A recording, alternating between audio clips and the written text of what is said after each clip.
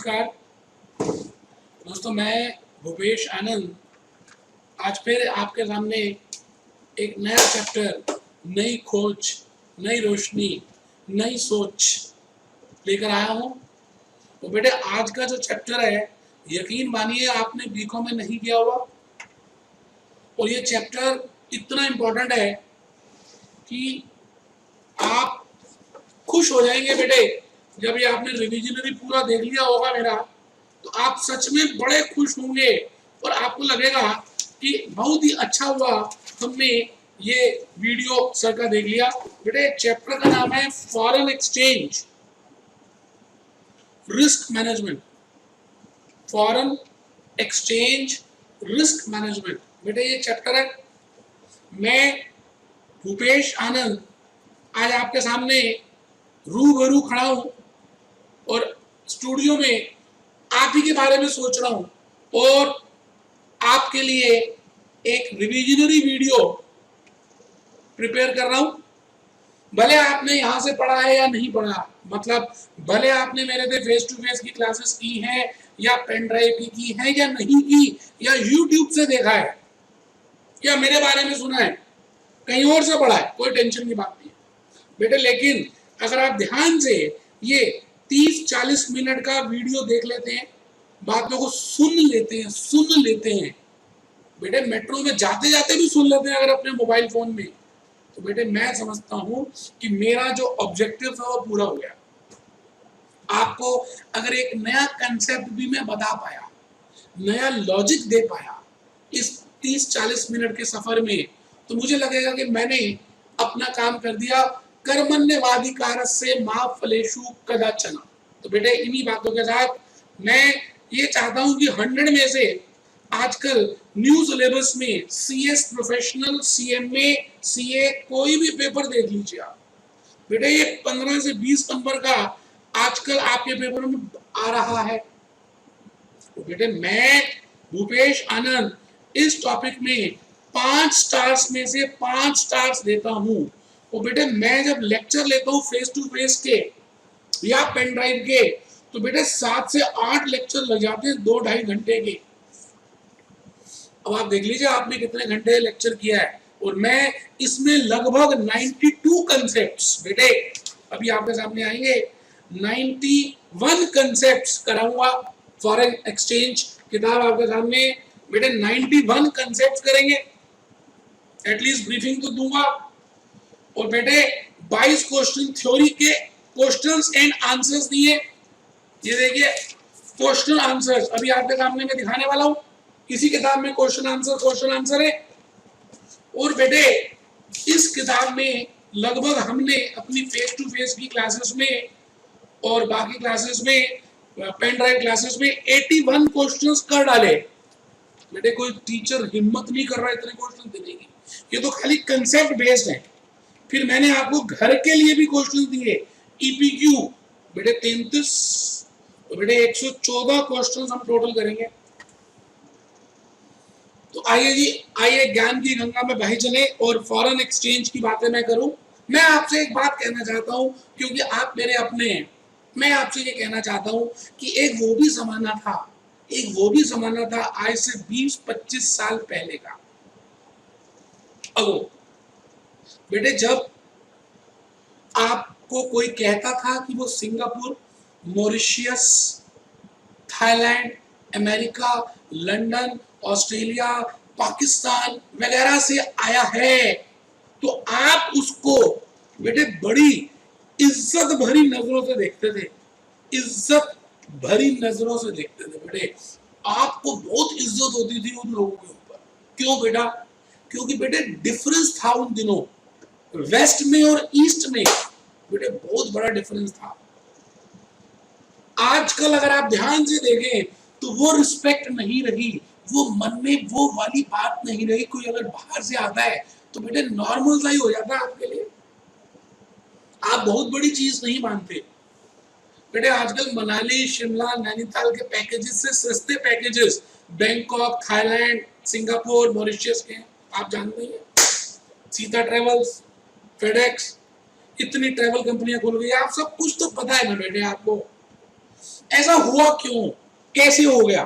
बेटे 1947 में जब मेरा देश आजाद हुआ उन फिरंगियों से, तो बेटे मेरे देश की हालत ना बहुत खराब थी, इतनी खराब थी कि हम सबको 2 वक्त की रोटी भी नहीं मिल पा रही थी। बेटे फिरंगी बहुत हरामी किस्म के थे, कैपिटल गुड्स यहाँ बनाने नहीं देते थे, रॉ मटेरियल हमारे देश से ले जाते थे, अपने देश बनाते थे और फिर लेके आते थे। बेटे हमारे देश को उन्होंने बहुत लूटा, कोहिनूर का हीरा अपने देश ले गए। बेटे हीरे, बेटे सोना, बेटे जवाहरात, बेटे सब रिसोर्सेस मेरे भारत सोने की चिड़िया में से लेकर अपने देश चले गए यूरोप। बेटे आज आप देखें तो उनका 1 पाउंड मेरे 80 रुपए के बराबर है, जबकि वो लोग यूरोपियंस मेहनत नहीं करते, मजे करते हैं, ऐश करते हैं, घूमते रहते हैं, फिर भी उनकी करेंसी इतनी स्ट्रॉन्गर है। बेटे बहुत दुख होता है, मेरे दिल के टुकड़े होते हैं जब मैं देखता हूं कि उनकी करेंसी स्ट्रॉन्गर है और मेरी करेंसी चीपर है। मेरे देश के देशवासी इतनी मेहनत कर रहे हैं। मेरे मोदी जी कहते हैं, हमारे प्रधानमंत्री, मेक इन इंडिया। बेटे मेक इन इंडिया का नारा, digital India, make in India, digital India. तो बेटे कहीं ना कुछ तो सोच के ही बोल रहे हैं। बेटे स्किल इंडिया।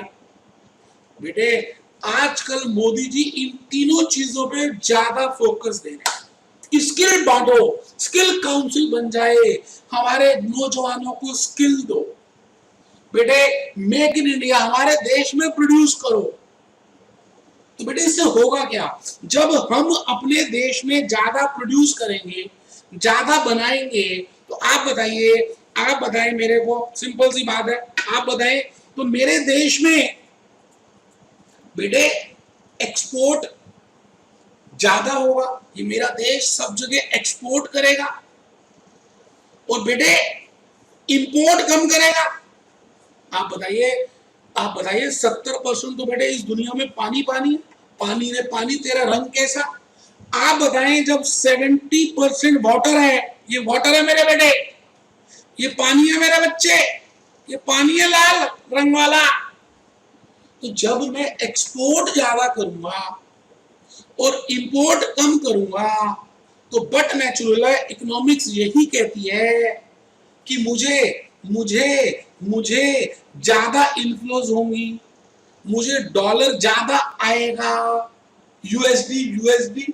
और बेटे जब डॉलर ज्यादा आएगा तो मेरे पास फॉरेन एक्सचेंज का सरप्लस हो जाएगा, और बेटे जब फॉरेन एक्सचेंज का सरप्लस हो जाएगा, गोल्ड रिजर्व ज्यादा होंगे, फॉरेन रिजर्व ज्यादा होंगे, तो बेटे मेरी करेंसी दोबारा से स्ट्रॉन्ग बनेगी, बेटे स्ट्रॉन्ग बनेगी। इसी बात को ध्यान में रखते हुए मोदी जी कह रहे हैं इंडिया में करो जो करना है। हमारे यहाँ डेमोग्राफिक प्रोफाइल बहुत अच्छी है, आप किसी भी जगह देश की उनकी स्पीच को सुने, वो बार बार कहते हैं इंडिया की डेमोग्राफिक प्रोफाइल बहुत अच्छी है, इंडिया की डेमोग्राफिक प्रोफाइल बहुत अच्छी है। तो बेटे 1991 में मेरे देश में एक ऐसा हादसा हो गया, जो मैं अपनी फेस टू फेस की क्लासेस में बताता हूं, कि हमारे पास 1 महीना का ऑयल खरीदने के भी डॉलर्स नहीं थे। तो बेटे उस समय मनमोहन सिंह जी हमारे फाइनेंस मिनिस्टर थे, 1991 की बात कर रहा हूं। तो बेटे हमने अपना ही सोना दोबारा से शिप्स में रखा और गिरवी दे दिया बेटे, और उसके अगेंस्ट डॉलर्स लिए। याद आ रही है डॉलर, तेरी याद आ रही है डॉलर। बेटे हमने 92 के बाद अपनी इंडिया को कहा कि now my India is open India. बेटे उससे पहले हमने अपनी इंडिया को क्लोज रखा हुआ था। इसका मतलब 1947 से हम जो डर गए थे, 1990 तक हमने अपने आप ही काम किया जो किया। हम foreign collaborations, foreign joint ventures कुछ भी नहीं करते। क्यों बेटे? क्योंकि हम डरे हुए थे। लेकिन 1991 में हमें समझ आ गया कि जब तक हम बाहर वालों को नहीं बुलाएंगे, कोलैबोरेशंस नहीं करेंगे, टेक्नोलॉजी एक्सचेंज नहीं करेंगे, हम पीछे रह जाएंगे। बेटे बेटे 1991 ऑनवर्ड्स ग्लोबलाइजेशन, लिबरलाइजेशन, डीरेगुलेशन, ये सारी बातें 1991 से शुरू हो गई बेटे, स्टार्ट हो गई। बेटे आपको मालूम है कि उससे पहले क्या होता था? मैं अपनी बात बताऊं, मैं जहां दिल्ली में रहता हूं, हमारे घर के सामने ही एक ऐसी फैमिली रहती थी सामने वाली गली में, जो जर्मनी में एग्जीबिशन लगाते थे, आर्टिफिशियल ज्वेलरी बेचते थे, अभी भी है। एक 2 महीने रुक के आते थे वो बेटे जब आते थे तो चॉकलेट्स वगैरह लेकर आते थे, और क्योंकि हम सामने थे, राम राम होती थी, नमस्ते होती थी, तो हमें कुछ चॉकलेट्स दे दिया करते थे, टॉफीज दे देते थे। मैं बेटे आज से 10-15 साल पहले की बात है। तो बेटे मेरे 2 भाई हैं, एक बहन है और एक मैं हूं, हीरो हीरालाल। बेटे हम सबको एक चॉकलेट मिलती थी तो हमारे माता पिता बांट देते थे। अब बेटे जितनी चॉकलेट मुझे मिलती थी, मैं उसको आराम से रेफ्रिजरेटर में छुपा के रखता था, और बेटे थोड़ी करके खाता था। क्यों? क्योंकि मुझे पता था कि अगर ये मैंने जल्दी खा ली तो दोबारा तो मिलने वाली नहीं है, क्योंकि पता नहीं वो कब जर्मनी जाएंगे। बेटे आज देखो आप, मैं तो कहता हूं मनमोहन सिंह जी का धन्यवाद करना चाहिए हम सबको। बेटे ग्लोबलाइजेशन, बेटे लिबरलाइजेशन, बेटे डीरेगुलेशन, बेटे डी लाइसेंसिंग, बेटे free, I am free, I am open. बेटे आज गफार मार्केट दिल्ली, कनॉट प्लेस दिल्ली, लाजपत नगर दिल्ली में कहीं जाकर देखें, आपको चाहिए क्या? आप बस आवाज कीजिए, आपको मिलेगी वो चीज। बेटे आजकल वेस्ट में और ईस्ट में डिफरेंस कब हो गया? बेटे it is only due to globalisation. और बेटे जो हमने स्टेप्स लिए 1991 ऑनवर्ड्स, तो बेटे आज आप as a company secretary, as a cost accountant India में सीमित नहीं रहे बेटे, ना बेटे। बेटे बाहर की सभी कंट्रीज मेरी भारत के देश में आ रही हैं, और मोदी जी वैसे ही सबको बुला रहे हैं, कह रहे हैं कि मेरे देश में आओ, काम करो, यहां पे आओ, पैसा लगाओ, आप देख ही रहे। तो बेटे आने वाले दिनों में बड़ा जबरदस्त भविष्य सुंदर है मेरे कंपनी सेक्रेटरीज का, मेरे कॉस्ट अकाउंटेंट्स का और मेरे चार्टर्ड अकाउंटेंट्स का। क्योंकि बेटे जब कंट्रीज बाहर से यहां पर आएंगी कंपनीज, तो बेटे धंधा लाएंगी, डॉलर लाएंगी, पाउंड लाएंगी, जापानीज येन लाएंगी, इटली का लीरा लाएंगी, और बहुत सारी चीजें लेकर आएंगी। तो बेटे इन सभी चीजों के लिए आप मुझे बताइए, क्या आपको नॉलेज नहीं होनी चाहिए? क्योंकि जब डॉलर आएगा तो रुपये में कन्वर्ट होगा, पाउंड आएगा तो रुपये में कन्वर्ट होगा, बेटे यूरो आएगा तो रुपये में कन्वर्ट होगा, येन आएगा तो रुपये में कन्वर्ट होगा। तो इसी भावना के होते हुए मेरे इंस्टीट्यूट ने फॉरेन एक्सचेंज रिस्क मैनेजमेंट का एक अच्छा सा टॉपिक डाल दिया। तो बेटे आइए, मैं अपनी फेस टू फेस के 7-8 लेक्चर में जो भी कराता हूं, मैं बेटे आपको बादाम रोगन आधे घंटे में दूंगा। अगर आपने मेरे YouTube में लेक्चर्स देखे हैं, भले आपने नहीं पढ़ा, मान लेते हैं, कोई बात नहीं, मेरे से नहीं पढ़ा ना, फेस टू फेस भी नहीं किया, पेन ड्राइव भी नहीं, कोई बात नहीं, मुंह नहीं छोटा करना बेटे, अब जो हो गया हो गया। भले आप फ्री की क्लासेस में चले गए, भले उन्होंने कहा जी फ्री में आओ पढ़ते रहो जब तक पास नहीं होते, इसका मतलब आपका क्या समय इतना सस्ता है कि आप 2-3 अटेम्प्ट तक पास ही नहीं होंगे और फिर फ्री की क्लासेस करोगे? धिक्कार है उन लोगों पे जो इस तरह की ऑफर्स देते हैं, और धिक्कार है आप पे कि आपको अपने ऊपर इतना कॉन्फिडेंस नहीं है कि आप एक अटेम्प्ट में क्लियर हो जाओगे। बेटे कहां भी हो आप, बेटे चेक करो, आपको 91 कंसेप्ट अगर नहीं आते तो 10 साल आप फ्री करते हो तब भी कुछ नहीं होगा। तो बेटे जब तक प्रेजेंटेशन नहीं होगी आपके पास, कुछ नहीं होने वाला। तो बेटे बात यहाँ फ्री में अटेंड करने की नहीं है, बात है कि क्या आप वो चीज लिख रहे हो जो इंस्टीट्यूट चाह रहा है। आप जितनी मर्जी ट्रू कॉपीज निकलवा लो, कुछ होने वाला थोड़ी है, केस कर दो इंस्टीट्यूट पे। बेटे प्रेजेंटेशन, बेटे कंसेप्ट्स सब आने चाहिए। तो इन्हीं भावनाओं के साथ मुझे लगा कि मैं कुछ सोसाइटी को दूं, मुझे इतना कुछ मिला है सोसाइटी से, नाम मिला, पैसा मिला, शोहरत मिली, एक मूवी आई थी ना बेटे, सब मिला, अब मैं चाहता हूं मैं कुछ दूं, तो बेटे मैंने रिविजनरी वीडियोस बनाने का सोचा। तो मैं आपको ये कहने जा रहा हूं कि हम करेंगे फॉरेन एक्सचेंज रिस्क मैनेजमेंट का टॉपिक आधे घंटे में। Foreign exchange risk management. तो बेटे मैं भूपेश आनंद, आपको लेक्चर 1 में मैंने बताया था कि what is the meaning of forex management. What is the meaning of forex management? बेटे मैनेजमेंट क्या होती है? बेटे पहली लेक्चर में करते हो और हम effective efficient utilisation of men, money, machine, resources to achieve the objective of management। तो बेटे फॉरेक्स मैनेजमेंट क्या हुआ?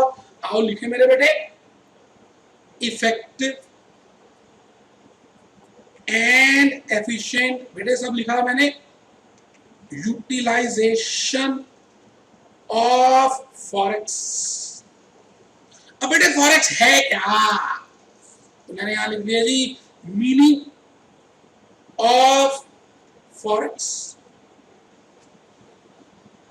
बेटे forex as per FEMA act की डेफिनेशन अगर हम लें, कुछ उसी से हल्का फुल्का लें और अपना दिमाग यूज करें, तो मैं कहूंगा फॉरेन करेंसी, होम करेंसी नहीं, फॉरेन करेंसी। बेटे फॉरेन डिपॉजिट्स, बेटे foreign investments, foreign bills, foreign borrowings etcetera. बेटे जो भी आपने भारत के देश के छोड़कर कहीं दूर से किया, नेपाल से किया, श्रीलंका से किया, पाकिस्तान से किया, अमेरिका से किया, बेटे उसी को तो बोलते हैं फॉरेन करेंसी। अब बेटे अगर आप ये 3 क्वेश्चंस का आंसर दे दो जो मैंने आपको फेस टू फेस के लेक्चर्स में कराया, 6-7 लेक्चर लिए बेटे 2.5 घंटे के। व्हाट इज, अगर बेटे आप मुझे बता दो what is forex arithmetic, what is forex arithmetic, कि बेटे फॉरेक्स अरिथमेटिक क्या होता है? How many types of forex risks are there, कितने प्रकार के रिस्क होते हैं, एंड हाउ टू मैनेज। आराम से बेटे, हाउ टू मैनेज मतलब how to hedge these risks. इन रिस्क्स को हेज कैसे करें? रिस्क होते कितने प्रकार, फॉरेक्स अरिथमेटिक होती क्या है? तो बेटे इनको करने के लिए मैंने अपनी फेस टू फेस और पेन ड्राइव क्लासेस में बताया था, हम 3 पार्ट्स करेंगे। तो मैं नीचे आपको बताया था बेटे फॉरेक्स अरिथमेटिक क्या होता है। तो पहली बात, हम यहाँ पर स्टेप नंबर 1, बेटे क्योंकि फॉरेक्स आप पहली बार कर रहे हो, तो मैंने कहा था जब आपने इंग्लिश पहली बार की थी तो ए फॉर एप्पल सीखा था, बी फॉर बॉल सीखा था, सी फॉर छोटा एप्पल सीखा था, डी फॉर 2 एप्पल सीखे थे, ई फॉर 1 एप्पल सीखा था। तो बेटे आपने वर्ड सीख रहे थे, पहले अल्फाबेट सीखे थे, फिर वर्ड सीखे थे, फिर उसके सेंटेंसेस बनाए थे, फिर ऐसे लिखा था।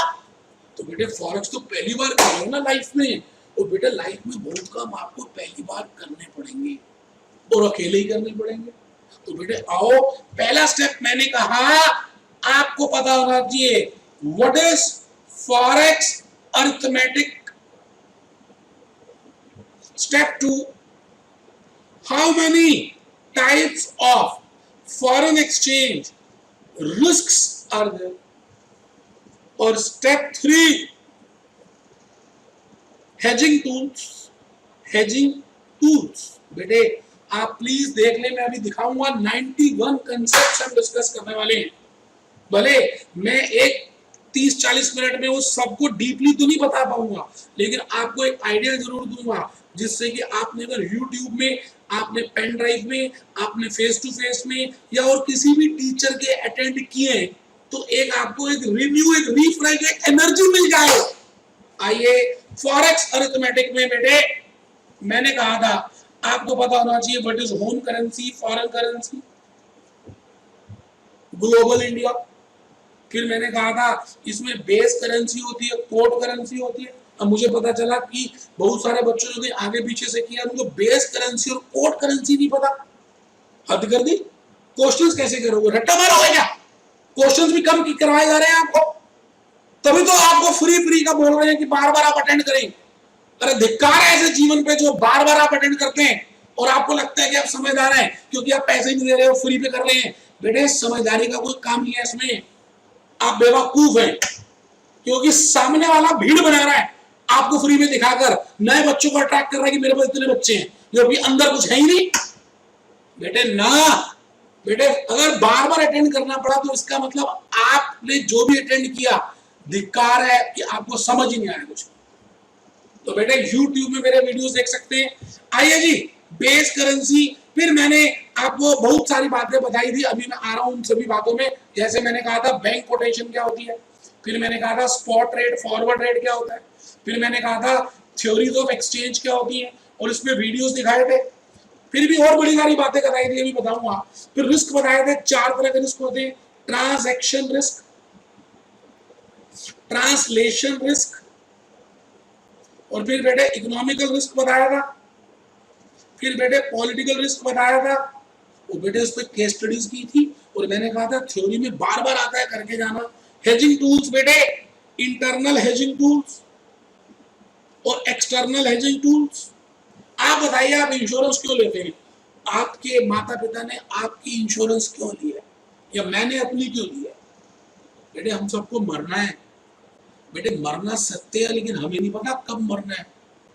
बेटे लेकिन मरना तो है, भगवान कृष्ण ने भी कहा अर्जुन को।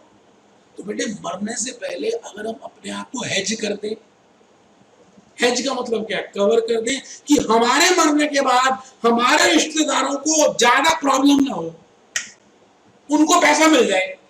जैसे वो एक लेडी अपनी बेटी की शादी करके फर्स्ट फ्लोर में आती है, तारों की छांव में शादी करके विदा करके, और अपने लेट हस्बैंड के सामने खड़ी हो जाती है और कहती है कि ये शादी मैंने नहीं की, आप ही करके चले गए थे, और पीछे से म्यूजिक आता है, take life insurance, life insurance. तो बेटे सारी बातें मैंने बताई हैं। आप बताइए, जब मच्छर ज्यादा होते हैं, चिकनगुनिया या डेंगू के मच्छर ज्यादा होते हैं, तो बेटे आप मच्छरों को कंट्रोल नहीं कर सकते, आप अपनी पूरी बॉडी को कवर तो कर सकते हैं। देखिए मैंने कवर किया है, ये देखिए टाई पहनी है, ये शर्ट पहनी है, अब मच्छर कहाँ काटेगा? तो बेटे उसको बोलते हैं हेज करना। तो मैं आगे चलूंगा क्योंकि समय, मैंने कहा 30-40 मिनट सब बताना है। तो बेटे एक होती है डोमेस्टिक करेंसी और एक होती है फॉरेन करेंसी। बेटे इंडिया में जब हम रहते हैं तो हमारे देश की जो करेंसी होती है, जो INR है, इंडियन रुपी है, बेटे बेटे इसको डोमेस्टिक करेंसी बोलते हैं।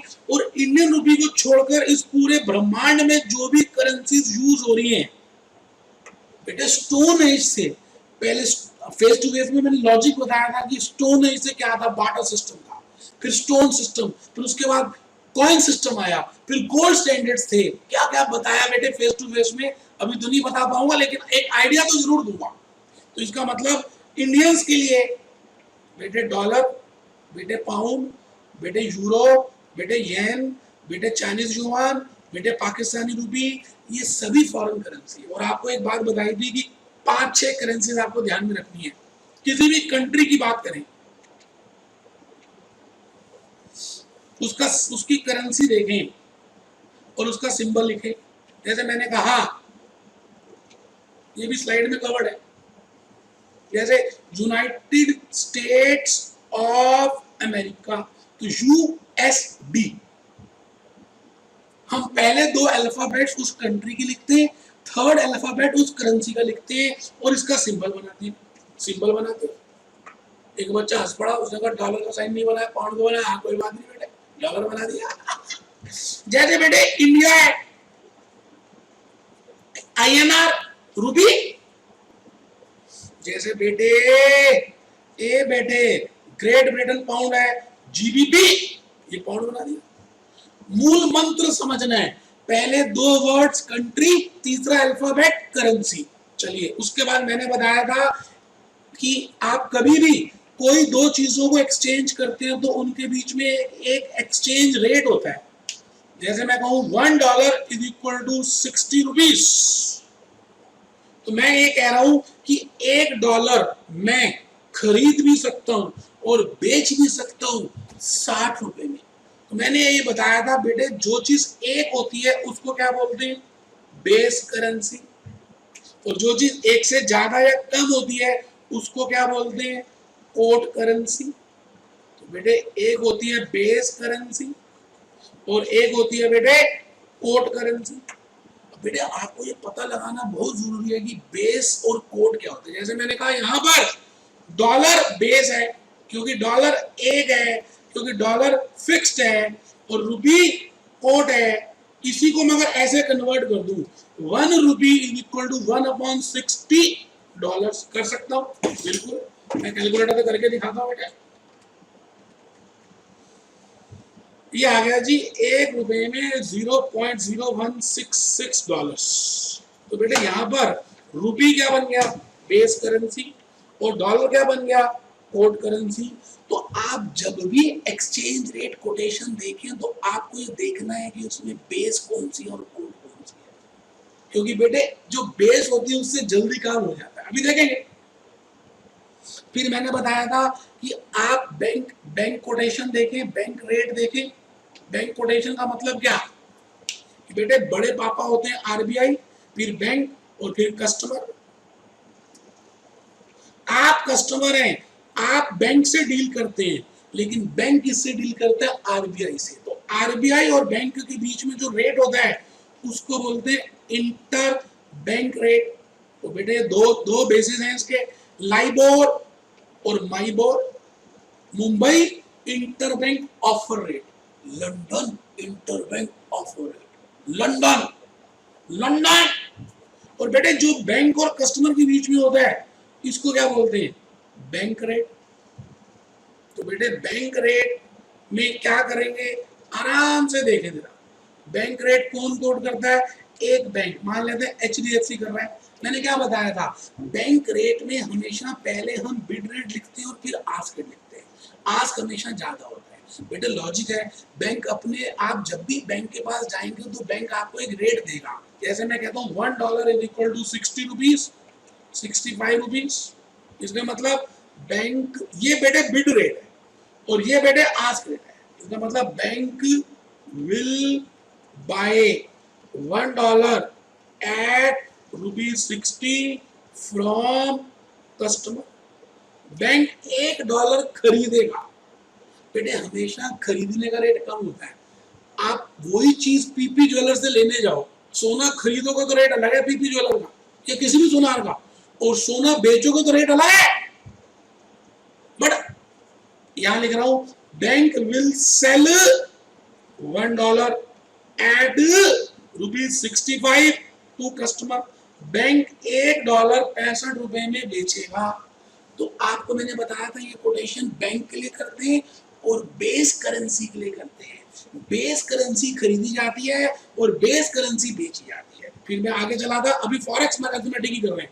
मैंने कहा था बेटे आप इस दुनिया में कुछ भी या तो आज खरीद लो और या भविष्य में खरीद लेना। जैसे आपका रिजल्ट आना है 25 फरवरी और 25 अगस्त, आप पेपर दे रहे हैं, तो आज अपने आप को गिफ्ट दे, एक एयर टिकट आज बुक कर लें। भाई लंदन घूमने जाएंगे जिस दिन रिजल्ट आएगा, तो आज टिकट बुक कर सकते हैं। किस दिन की, 25 फरवरी या 25 अगस्त की। तो बेटे उसको फॉरवर्ड बोलते हैं।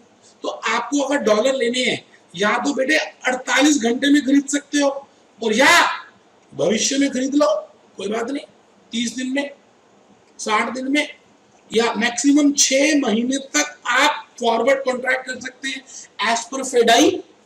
फेडाई का नाम ही नहीं सुना आपने, क्लास पूरी फॉरेक्स की कर ली, foreign exchange dealer association of India.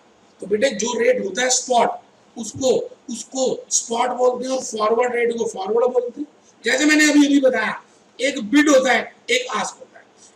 Bid और आस्क स्पॉट में भी होगा और फॉरवर्ड में भी होगा। जैसे मैंने एग्जांपल दिया था HDFC today, HDFC today quotes a rate $1 is equal to 50.56 and after 1 month, for 1 month coat आज ही किया है लेकिन एक महीने के बाद का, तो बेटे 57, 58।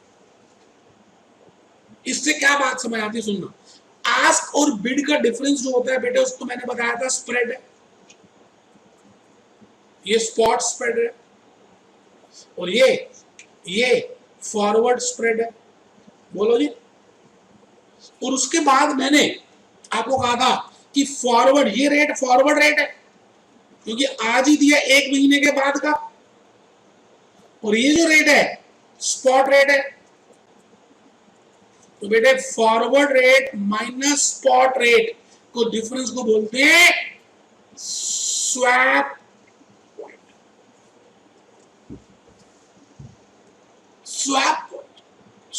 Swap.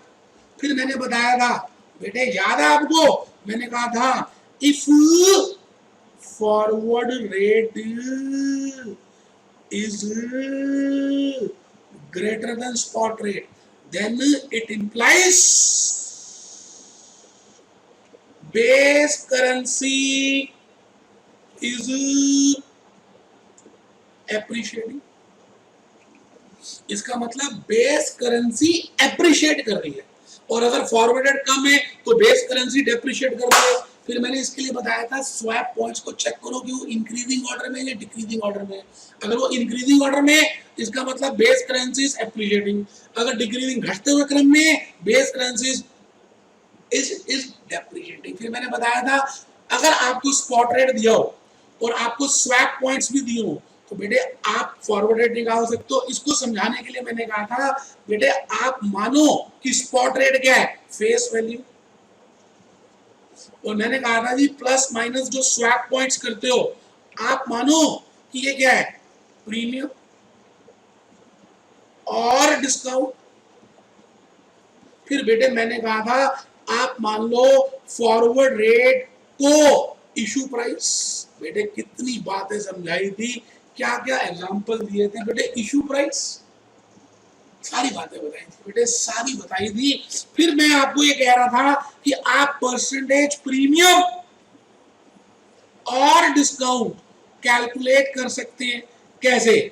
F minus S upon S into सो, मतलब forward rate minus spot rate upon spot rate into सो। और बेटा ये मोड में होता है, अगर प्लस आया तो प्रीमियम है, माइनस आया तो डिस्काउंट है, और कोई फॉर्मूला नहीं करना, लॉजिक बताया था बेटे। आप बताओ प्रीमियम कैसे निकालते हैं, issue price minus face value upon face value into 100 करके तो निकालते हैं, और कैसे निकालते हो? तो यही लॉजिक लगाएंगे, कोई रटना थोड़ी है, ऐसे ही रटते रहते हो, पता नहीं क्या क्या रट रहे हो। फिर मैंने बेटे इसके बाद क्रॉस रेट बताया था अपनी क्लास में। मैंने बताया था कि इस दुनिया में ज्यादातर ट्रांजैक्शंस डॉलर्स में होती हैं, तो डॉलर का रुपी, डॉलर के साथ पाउंड, डॉलर के साथ यूरो, डॉलर के साथ येन, डॉलर के साथ इस दुनिया के ब्रह्मांड की सारी करेंसीज का रेट होगा। लेकिन ये जरूरी नहीं है कि रुपी का पाउंड के साथ हर रोज रेट हो, कोई दिक्कत नहीं। मैंने एग्जांपल दिया था कि जॉन अब्राहम मुझे जानता है और जॉन से के साथ मेरी दोस्ती है, और जॉन की बिपाशा से भी तो दोस्ती है। अधिकृति आप जो सोच रहे मत सोचे। अगर जॉन मुझे अपनी पार्टी में बुलाता है और बिपाशा को भी बुलाता है तो एक तो कॉमन फ्रेंड हो गया, तो बेटे उस कॉमन फ्रेंड से मेरी बिपाशा से दोस्ती हो सकती है या नहीं? एक बच्चा कह रहा है उसकी तो मैरिज हो गई, क्या हो गया, मैरिज के बाद दोस्ती नहीं हो सकती बेटे? तो मैं क्रॉस रेट की बातें करूंगा, जैसे $1 50 रुपए के बराबर है, $1 0.80 पाउंड के बराबर है, तो बेटे मैं इसको बराबर कर सकता हूँ। 1 पाउंड, मैंने कहा 0.80 pound is equal to 50 rupees, तो 1 pound is equal to 50 upon 0.80। Can I do like this? Yes, I can do like this. So this is cross multiplication. तो बेटे कोई भी रेट आप जब निकाल रहे हैं with help of cross multiplication, it is named as cross rate. उसके बाद बेटे मैंने क्या बताया था, थ्योरीज ऑफ एक्सचेंज रेट। बेटे 3 थ्योरीज की थी, आपने तो 3 की भी नहीं है, IRPT, परचेजिंग पावर पैरिटी, और बेटे तीसरी इरविंग फिशर। एक बच्चा कहता था आपको कैसे पता चला कि हमने नहीं की?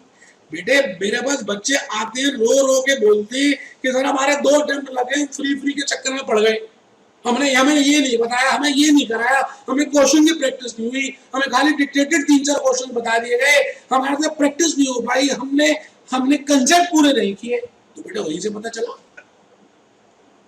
तो बेटे IRPT, interest rate parity theory, purchasing power parity theory.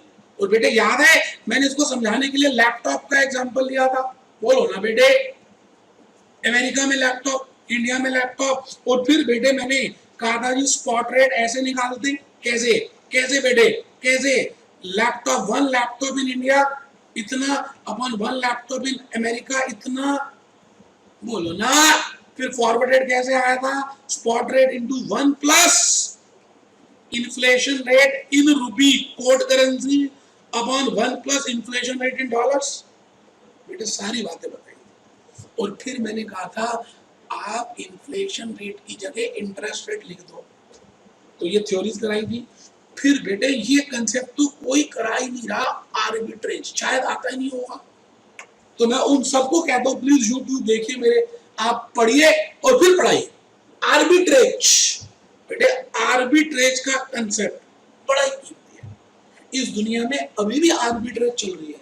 लोग दुबई जाते हैं, सोना खरीदते हैं और सोना लाके यहाँ बेच देते हैं। क्यों? बेटे वहां सस्ता यहाँ महंगा है। बेटे जब डिफरेंस होगा, एक चीज अगर सस्ते में मिलती होगी कहीं और दूसरी जगह महंगी बिकती होगी, तो बेटे इस ऑपरेशन का नाम है आर्बिट्रेज ऑपरेशन। बेटे इस ऑपरेशन का नाम है आर्बिट्रेज ऑपरेशन। बेटे आर्बिट्रेज ना 2 तरह की होती है। एक बेटे ज्योग्राफिकल अपनी क्लास में कराई थी और पेन ड्राइव में कराई थी, ज्योग्राफिकल। बेटे पुराने जमाने में तो ये होता था, एक गांव से लोग सामान लाते थे, आप दूसरे गांव जाके नदी के उस किनारे बेच देते थे, स्ट्रॉबेरी ले लेते थे। तो ज्योग्राफिकल आर्बिट्रेज बताई थी। और एक होती है बेटे टाइम आर्बिट्रेज, जिसको हम कहते हैं इंटरेस्ट आर्बिट्रेज। और ज्योग्राफिकल 2 प्रकार की होती है, 2 पॉइंट और 3 पॉइंट ज्योग्राफिकल आर्बिट्रेज। और फिर बेटे इनको समझाने के लिए मैंने टाइमलाइन बनाई थी, bid 1, ask 1, bid 2, ask 2, and difference between these 2 is arbitrage applicability. याद आ रहा है? और फिर बेटे 3 के आर्बिट्रेज में मैंने कुतुब मीनार का एग्जांपल दिया था। मैंने कहा था पटेल नगर से कुतुब मीनार जाना हो तो कितने रूट पॉसिबल है, उसमें से शॉर्टेस्ट रूट कौन सा है, जिसमें रेड लाइट नहीं कम हो, जिसमें पोस्टर्स कम लगे हो। तो फिर आपने क्या किया था, जहां से शुरू करते थे उसी करेंसी पे जाके रुकते थे, अलग अलग रूट्स पे जाते थे। और मैंने मुद्रिका बस का एग्जांपल दिया था और मैंने कहा था आप पहले 3 पॉइंट आर्बिट्रेज में रूट्स बनाओ और फिर देखो बेस्ट रूट कौन सा है और उस रूट पे चलो।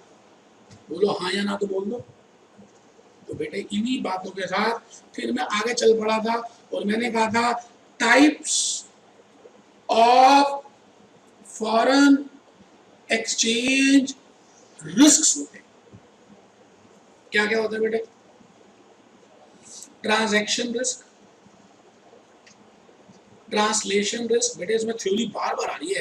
ट्रांसलेशन रिस्क, बेटे इकोनॉमिकल रिस्क, और बेटे लास्ट में पॉलिटिकल रिस्क। यकीन मानिए अगर आपने ये 20-25 आधे घंटे का वीडियो सुनकर फॉरेक्स किया तो आपकी एफिशिएंसी बढ़ जाएगी, आप 80+ ला पाएंगे।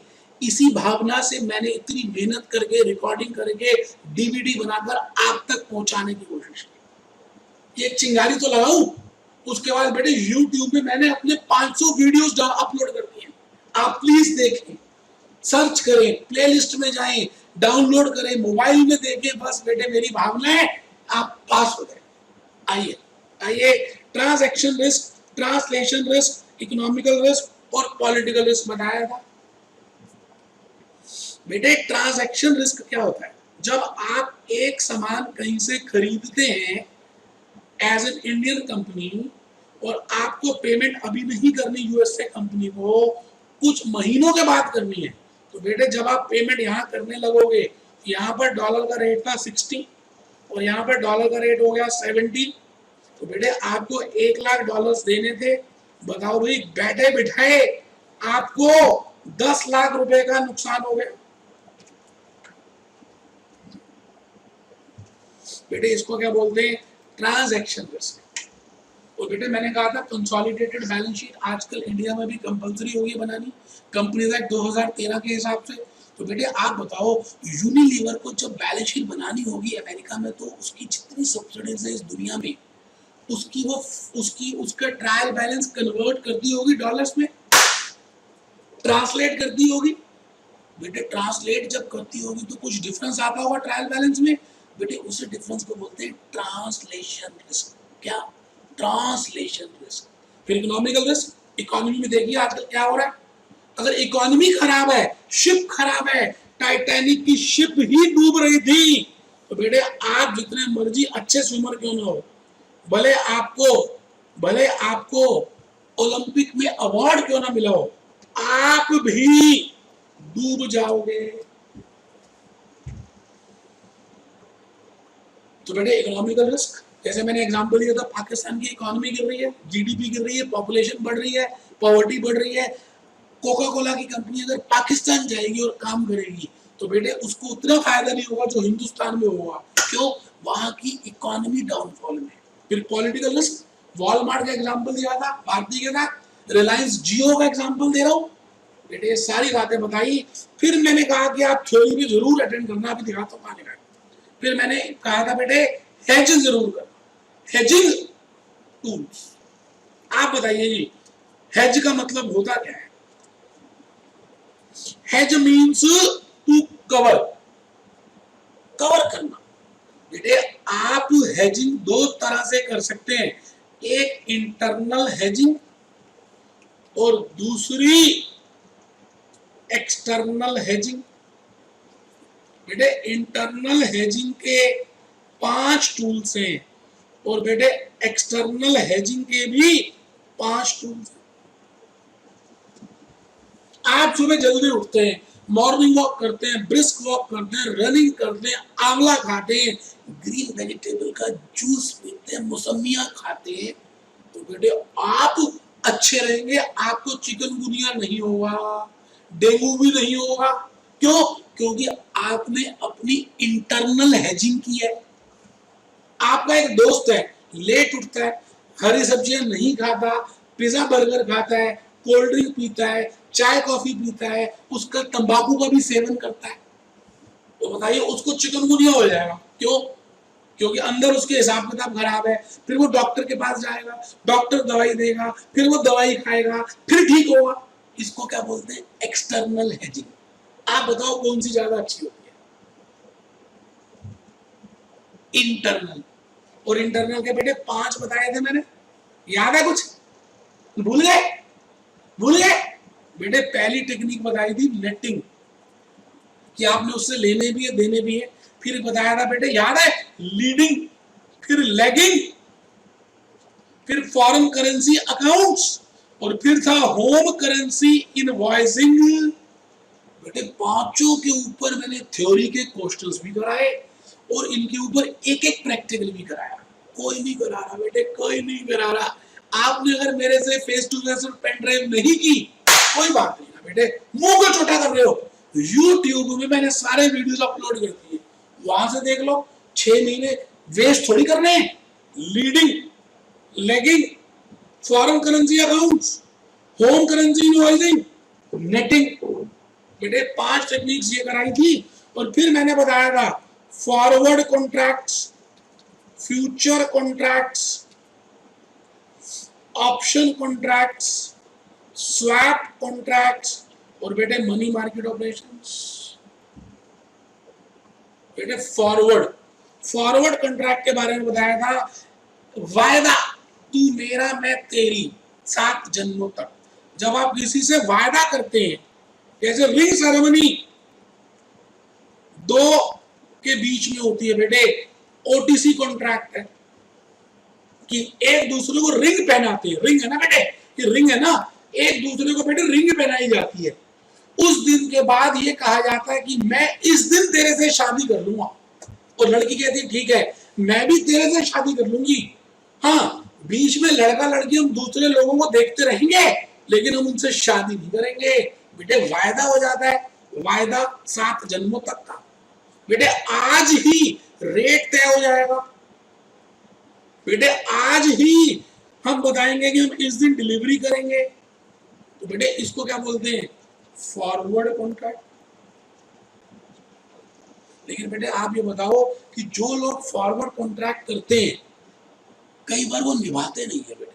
अभिषेक बच्चन ने करिश्मा कपूर के साथ विवाह के लिए रिंग सेरेमनी की थी, लेकिन बेटे निभाया नहीं, टूट गई मंगनी। रणबीर ने कैटरीना के साथ तोड़ दी, जॉन ने बिपाशा के साथ तोड़ दी। बेटे पहले वाले जमाने वाले लोग थोड़ी हैं जो कह दिया कर दिया।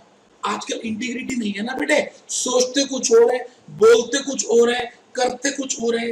इसलिए बेटे मैंने ये बताया था फॉरवर्ड कॉन्ट्रैक्ट्स में कि अगर ये फॉरवर्ड कॉन्ट्रैक्ट कैंसिल हो गए तो क्या करेंगे। अब ये जरूर करना बेटे, सुनने में आया कि ये भी कोई नहीं करा था, कैंसलेशन ऑफ फॉरवर्ड कॉन्ट्रैक्ट्स।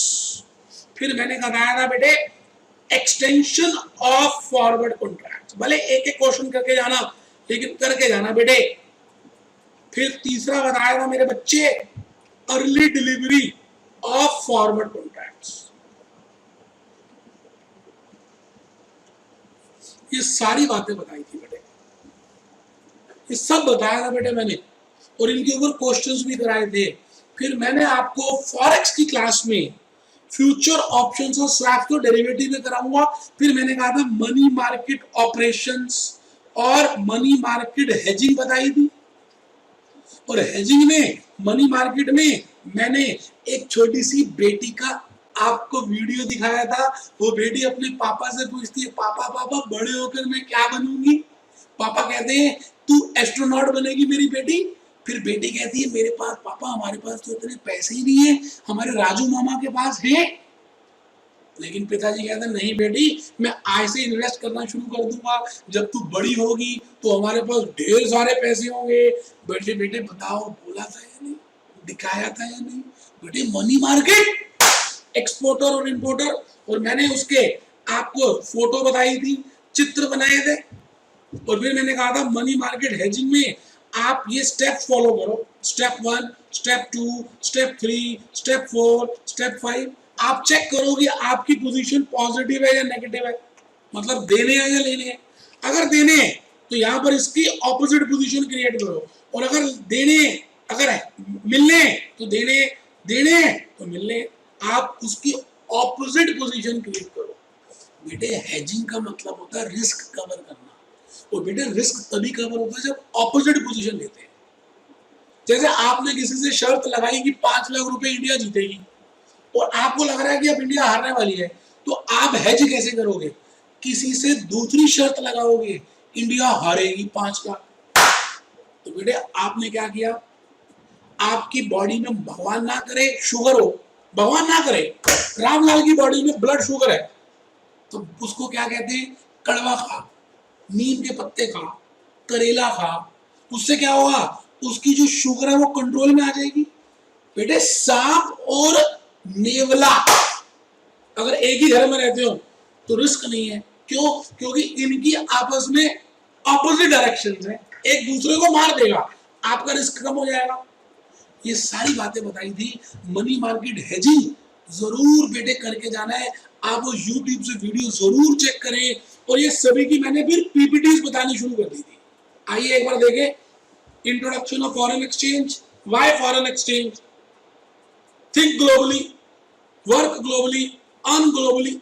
बेटे आजकल आपको ट्रेनिंग डेलॉयट में लेनी है, E&Y में लेनी है, बेटे बेटे ग्रैंड थॉमसन में लेनी है, KPMG में लेनी है, तो बेटे इसके लिए आपको फॉरेक्स आना चाहिए।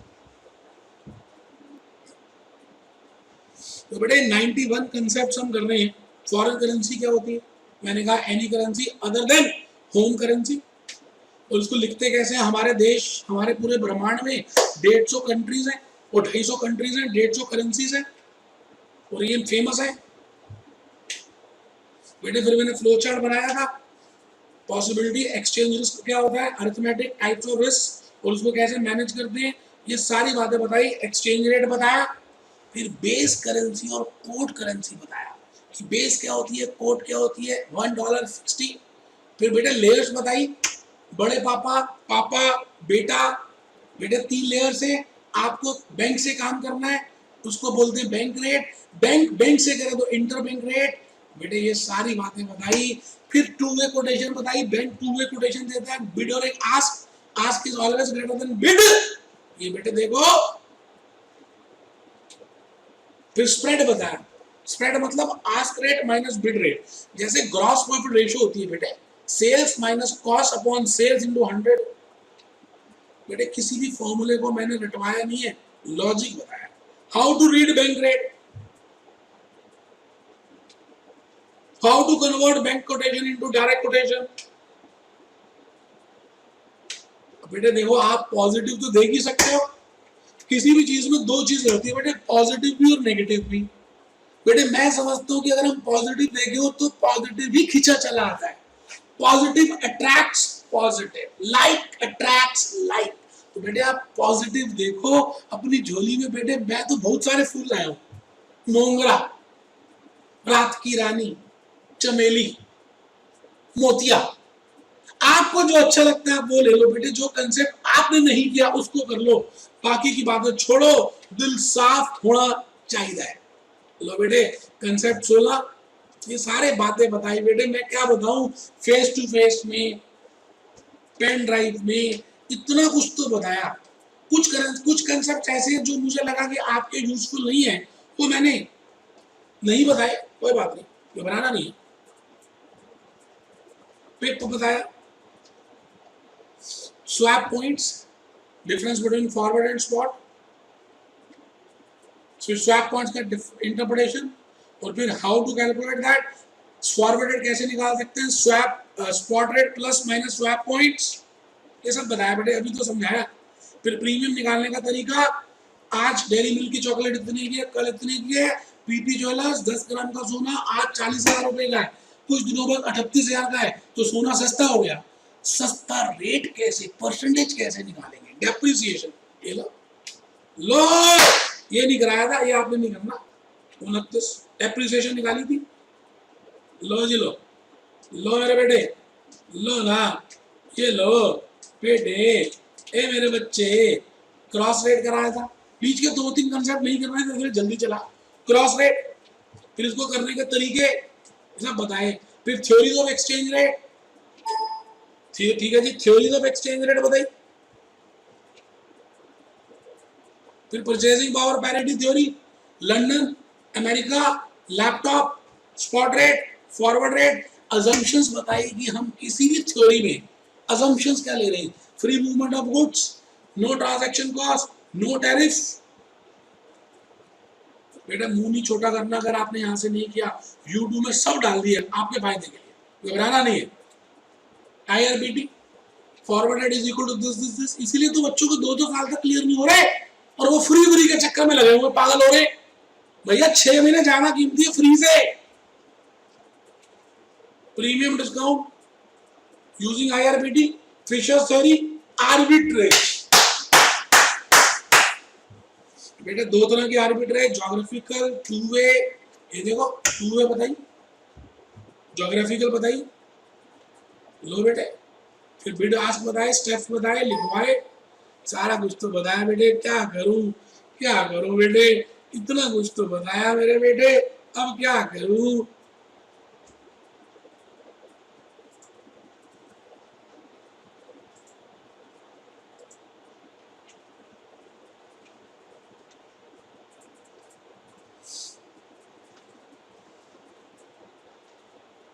बेटे मैक्सिमाइज होता जा रहा है, मैं एक सेकंड ठीक कर दूं।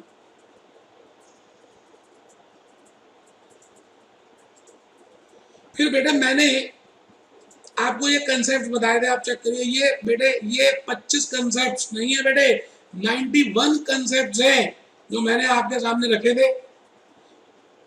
प्लीज आप ये जरूर चेक करें कि 91 कंसेप्ट आपने किए या नहीं किए। जैसे पहला कंसेप्ट है introduction of foreign exchange, what is home currency, domestic currency, foreign currency, exchange rate, base currency, ये सब बताया बेटे, सब बताया। आप चेक करिए 91 तक बताएंगे।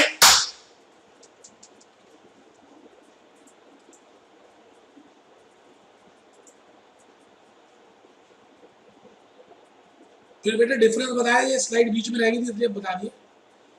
लो जी, difference between spot and forward.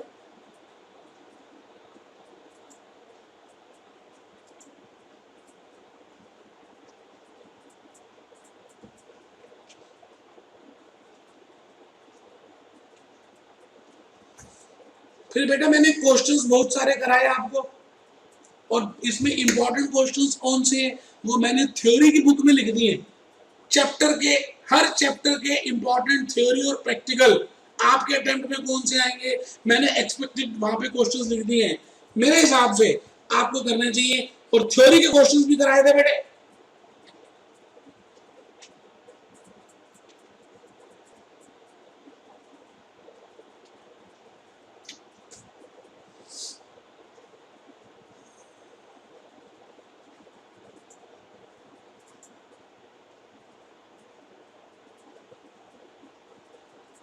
बेटे वो स्लाइड ज्यादा थी ना इसलिए वो हो गया।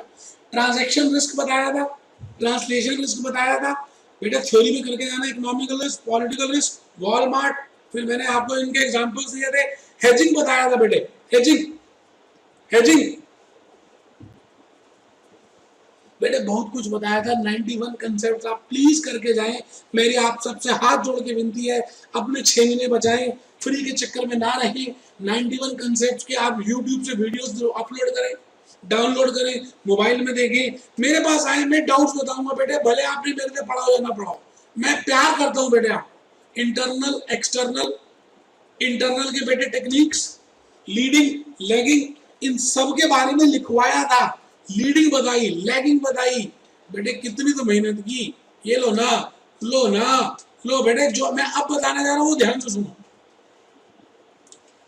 एक्सटर्नल बता, ये पेपर में बार बार आ रहा है बेटे। एक्सटर्नल में फॉरवर्ड और मनी मार्केट तो मैंने फॉरेन एक्सचेंज के साथ बताया था, और बाकी वो डेरिवेटिव के साथ करेंगे। फॉरवर्ड कॉन्ट्रैक्ट बताया था, तो बेटे price agreed today, contract is for the purchase or sale of quantity, price is agreed today, performance is on the future date।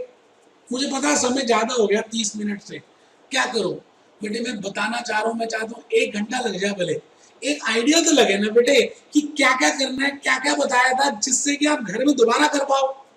बेटे फॉर्मेलिटी थोड़ी निभानी है 10 मिनट में फॉरेक्स, बेटे ऐसा थोड़ी करना है बेटे। 15 मिनट तो जान के बोले थे कि आप बैठे तो रहो बेटे, लेकिन आपका फायदा तो 15 मिनट में नहीं होने वाला था ना, तो मैंने थोड़ा सा ज्यादा बता दिया।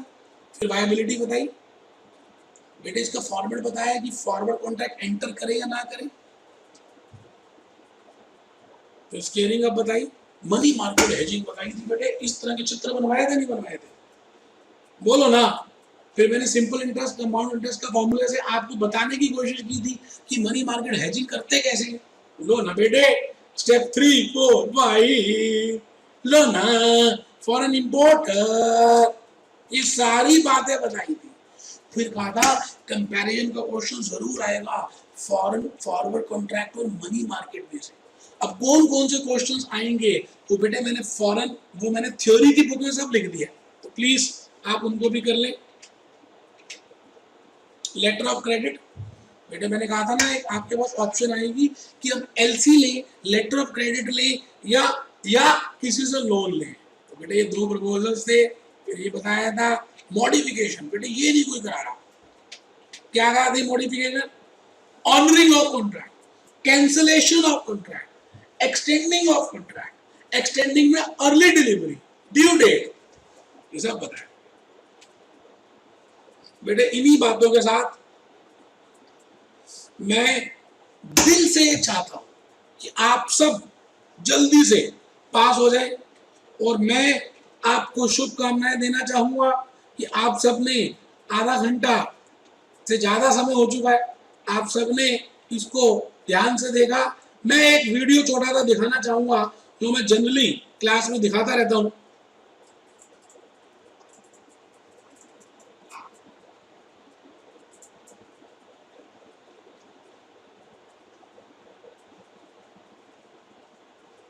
एक मिनट बेटे, आपको याद आ जाएगा। ये थ्योरी के क्वेश्चन है बेटे, आपकी बुक में मैंने सारे डाले। थ्योरी के क्वेश्चन है बेटे, ये करने।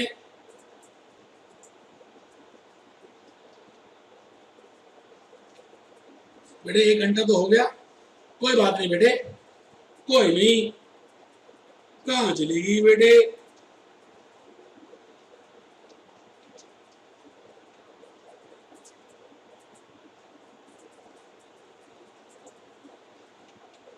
बेटे वो ज्यादा मैंने ओपन कर दी थी ना, इसलिए वो थोड़ी सी हैंग हो रही है। कोई बात नहीं बेटे, क्या हो गया, 1 मिनट में ठीक हो जाएगा।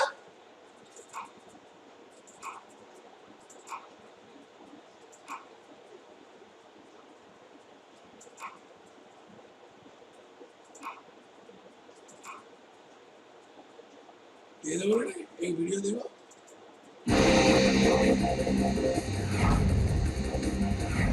पेट्रोल और डीजल के दाम एक बार फिर बढ़ गए हैं। पेट्रोल 70 पैसे और डीजल 50 पैसे प्रति लीटर महंगा हो गया है। इसमें वैट मिलाकर दिल्ली में 1 लीटर पेट्रोल हो जाएगा 71 रुपए 28 पैसे का और मुंबई में 78 रुपए 61 पैसे का। डीजल दिल्ली में हो जाएगा 51 रुपए 40 का और मुंबई में 58 रुपए 23 पैसे का। बेटे ये मैंने बताया था कंसेप्ट समझाने के लिए कि अगर डॉलर का रेट ऊपर नीचे होता है तो किस तरह से ऑयल के प्राइसेस बदलते हैं। तेल कंपनियों को पिछली तिमाही में मुनाफा जरूर हुआ है, लेकिन इसका फायदा आपको भी मिलेगा। इसके आसार कम है। इसके आसार कम है, सुना? मैं अब चाहता हूं एक बार जिम्बाब्वे का आपको दिखाऊं।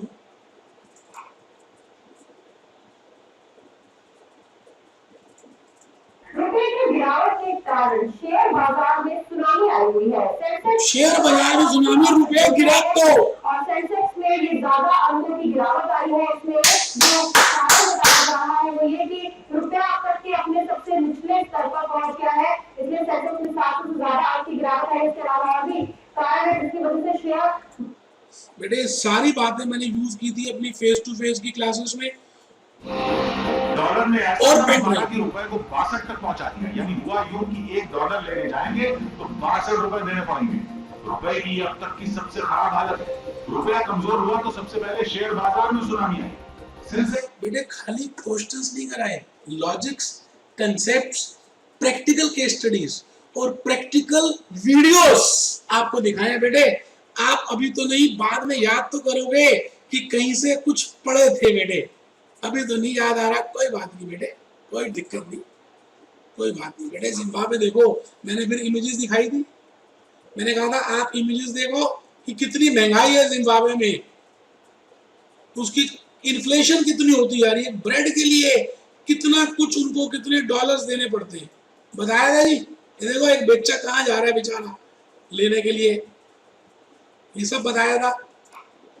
बोलो बेटे, तो बोलना भी बंद कर दिया मेरे बेटे।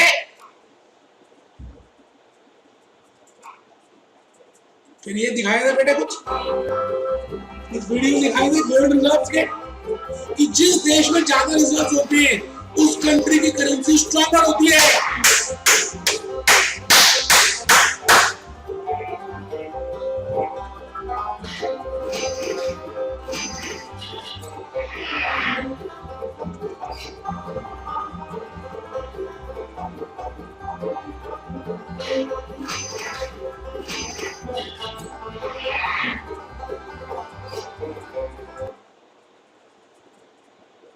Rich countries.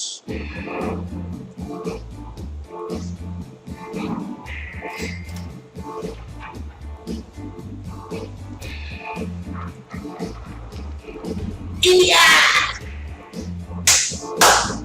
बम आएगी। बेटे जितनी कंट्री रिच होती है उसकी करेंसी भी उतनी महंगी हो जाती है। तो रिजर्व होने चाहिए, gold reserves, foreign reserves, GDP, income, population, national income, economic growth, ये फैक्टर्स है बेटे किसी कंट्री की करेंसी को चीप या डियरर बनाने में। ये सब बताया था बेटे। फिर मैंने आपको रिजर्व्स की बातें की थी और मैंने एक आपको कॉर्पोरेट बैंक का वो दिखाया था। चलिए बेटे अब टाइम कम है, मैं चाहता हूं बस कंक्लूड करूं।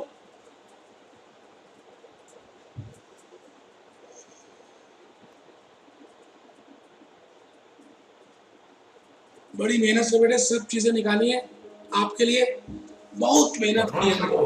कहां से नहीं ढूंढा बेटे। Central to the discussion of oil prices is OPEC. OPEC is the Organization of Petroleum Exporting Countries. It is comprised of 12 nations that collectively hold 75% of the world's conventional oil reserves. बस बेटे मैं तो इन्हीं बातों के साथ अलविदा लेना चाहूंगा और आपको ये जरूर कहूंगा कि आप मन लगाकर ईमानदारी से पढ़ें और इस चैप्टर को जरूर करके जाएं, क्योंकि आपके पेपर के लिए ये टॉपिक बड़ा ही इंपॉर्टेंट है। और बेटे आपको ट्रेनिंग लेनी हो या जॉब करनी हो तो बेटे अगर आपको फॉरेन एक्सचेंज नहीं आता तो यूं समझ लीजिए आपको ट्रेनिंग नहीं मिलने वाली। और मैं कहता हूँ कुछ भी ना हो, और अगर आपको फॉरेक्स की पूरी नॉलेज हो, ट्रेडिंग की नॉलेज हो, मैं तो बहुत सारे कोर्सेज बताता हूँ बच्चों को कि जो उनको अटेंड करने चाहिए पेपर्स के बाद। तो अगर आपकी इच्छा हो तो आप मेरा YouTube में वो वीडियो देखिए या हमारे ऑफिस में आके वो वीडियो लेके जाइए कि आपको कौन कौन से कोर्सेज करने चाहिए अलॉन्ग विथ CS। तो मैं अलग अलग से काउंसलिंग करता हूँ बेटे। तो इन्हीं बातों के साथ मैं भूपेश आनंद आपको शुभकामनाएं दे रहा हूं। भगवान करे कि आप फॉरेक्स अच्छी तरह से करके जाएं। भगवान करे कि इस वीडियो को देखने के बाद आपके अंदर चेंज आए और आप लाइफ को सीरियसली लें और मन लगाकर पढ़ें और अपने मम्मी और पापा की बेटे इच्छाओं को पूरा करें। हम अपने माता पिता की इच्छाओं को पूरा करते कहते हैं भगवान से भी ऊपर माँ बाप है।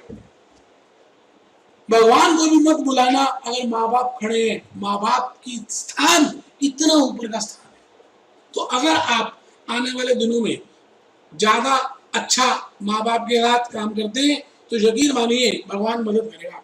धन्यवाद। इन्हीं बातों के साथ उम्मीद है आपको ये वीडियो अच्छा लगा होगा। अगर अच्छा लगा तो आप इस वीडियो को बाकी अपने दोस्तों को दीजिए, YouTube का चैनल सब्सक्राइब कीजिए, क्योंकि बेटे मैं चाहता हूँ भले से भला ही होता है। अगर आप किसी का भला करेंगे तो आपका भला होगा। इन्हीं बातों के साथ